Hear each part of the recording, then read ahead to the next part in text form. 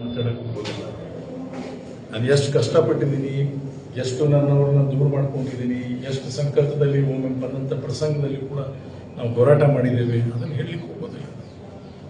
ಆದರೆ ಇವರು ತಿಳ್ಕೋಬೇಕು, ಇವರು ನಮ್ಮ ಜೊತೆ ನಿಂತರಪ್ಪ, ನಮ್ಮ ತಂದೆ ಕಾಲದಿಂದ ನಿಂತಿದ್ರು, ನನಗಿಷ್ಟು ಸಹಕಾರ ಕೊಟ್ಟರು, ನನ್ನ ಬಾಯಿ ಎಲೆಕ್ಷನ್ನಾಗ ಇವರೆಲ್ಲ ಬಂದು ಇಷ್ಟೊಂದು ಪ್ರಯತ್ನ ಮಾಡಿ ನನ್ನನ್ನು ಆರಿಸ್ತಂದರು. ತದನಂತರ ಮತ್ತೆ ಪಾರ್ಲಿಮೆಂಟ್ ಎಲೆಕ್ಷನ್ ಬಂದಾಗ ಮತ್ತೆ ನನ್ನ ಜೊತೆ ನಿಂತ್ಕೊಂಡು ಎಲ್ಲ ಮರೆತು ನನ್ನ ಚುನಾವಣೆ ಮಾಡಿ ಈ ಕ್ಷೇತ್ರದಲ್ಲಿ ಲೀಡ್ ಮಾಡಿಕೊಟ್ರು.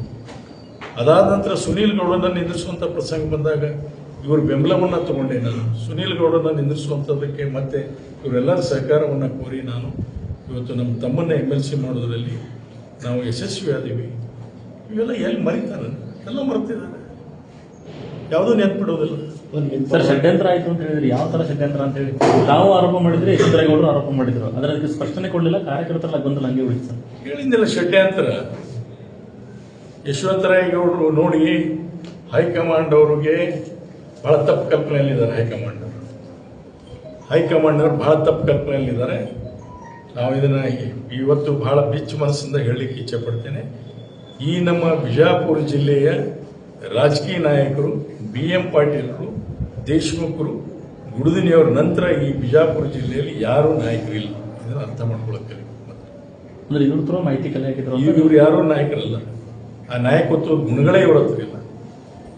ಇವ್ರು ಬರೀ ಸಬಟೈಸ್ ಮಾಡೋದು, ಮತ್ತೊಬ್ಬನ ಯಾಕೆ ತುಳಿಬೇಕು, ಸಮಾಜವಾಜಿ ಒಬ್ಬ ಬೆಳೀತಾ ಇದ್ದಾನಂದ್ರೆ ಅವನು ಹೆಂಗೆ ಅವನಪ್ಪ ಅಂದ್ರೆ ಅವನ ರಾಜಕೀಯದಿಂದ ನಿವೃತ್ತಿಗೊಳಿಸಬೇಕು ಅನ್ನುವಂಥ ಆಲೋಚನೆಯಲ್ಲಿ ಇರ್ತಾರೆ ವಿನ ಬೇರೆ ಯಾವ ಆಲೋಚನೆ ಇವರಲ್ಲಿ ಇಲ್ಲ, ಯಾವ ಸಿದ್ಧಾಂತ ಇವರಲ್ಲಿ ಇಲ್ಲ. ಪಕ್ಷದ ಸಿದ್ಧಾಂತ ಇಲ್ಲ ಇವರಲ್ಲಿ.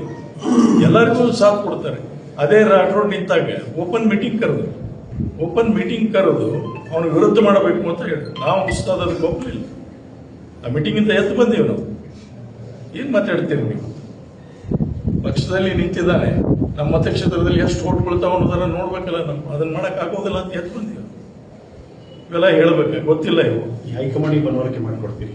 ಹೈಕಮಾಂಡಿಗೆ ಮನವರಿಕೆ ಇದೆ, ಅದು ಯಾಕೆ ತಪ್ಪು ಮಾಡ್ತಾ ಇದ್ದಾರೆ ಅನ್ನೋದು ಹೈಕಮಾಂಡ್ನಲ್ಲಿ ಎಲ್ಲಿ ತಪ್ತಾ ಇದೆ ಅನ್ನೋದು ನೋಡ್ಬೇಕಾಗಿದೆ. S, okay.